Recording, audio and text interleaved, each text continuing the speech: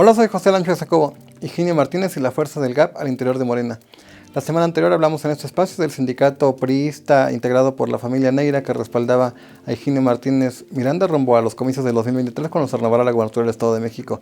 Posteriormente, este personaje dio un informe legislativo en la capital del Estado de México donde pretendió dar un golpe mediático en torno a la fuerza política del GAP, su corriente que inició en el PRD.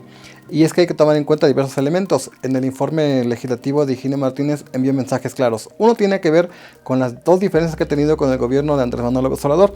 Uno en relación al proyecto del aeropuerto de Texcoco que él respaldaba, pero que Andrés Manuel rechazaba. Posteriormente, el anuncio de que habría mayores recursos para la zona sureste del país y no en el Estado de México, donde de acuerdo con Higinio Martínez se requieren más recursos. Hay que tomar en cuenta que para López Obrador quienes están en contra de sus proyectos son fifís, son conservadores o son corruptos. Otro tiene que ver con lo que llamó profundas diferencias con el gobernador Alfredo del Mazo Maza, aunque se dijo que no podía mencionarlos porque en el propio informe había personajes afines al PRI o el gobierno del Estado de México. Es claro decir que el gobierno de Andrés Manuel López Obrador ha dicho que hay coincidencias, que hay grandes coincidencias con el gobierno de Alfredo del Mazo Maza y coordinación. Por otro lado, también se observaron diversos personajes asistentes al informe, pero también la distancia de algunos alcaldes de municipalidades claves en el Estado de México. Uno de ellos, Patricia Durán Reveles de Naucalpan, quien junto a Manuel Espino Barrientos están construyendo un nuevo partido político, es decir, no van con Morena. También se observó la distancia de Raciel Pérez Cruz, presidente municipal de Tlalnepantla, una demarcación importante, y justo cuando también se ha dicho y hemos comentado en este espacio que Raciel Pérez sueña con que puede ser candidato de Morena a la gubernatura del Estado de México.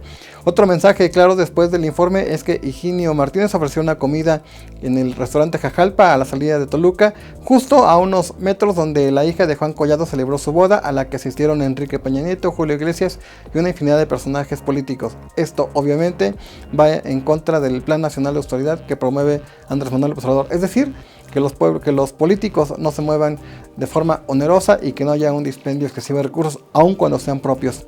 Es decir, Higinio Martínez, se lo decíamos en este espacio, no requiere destapes. Es claro que la fuerza del GAP es indiscutible en el Estado de México, que es la corriente hegemónica, y que Morena sin el GAP pues, prácticamente no tendría estructura, por lo que Higinio Martínez más que nada quiso dar un mensaje de que el GAP es una corriente fuerte a la que pertenecen Delfina Gómez Álvarez e Higinio Martínez, y Horacio Duarte Olivares, quienes también son mencionados en la carrera rumbo al 2023, por lo que el análisis respecto al informe legislativo de Higinio Martínez debe analizarse, sí, pero en su justa dimensión.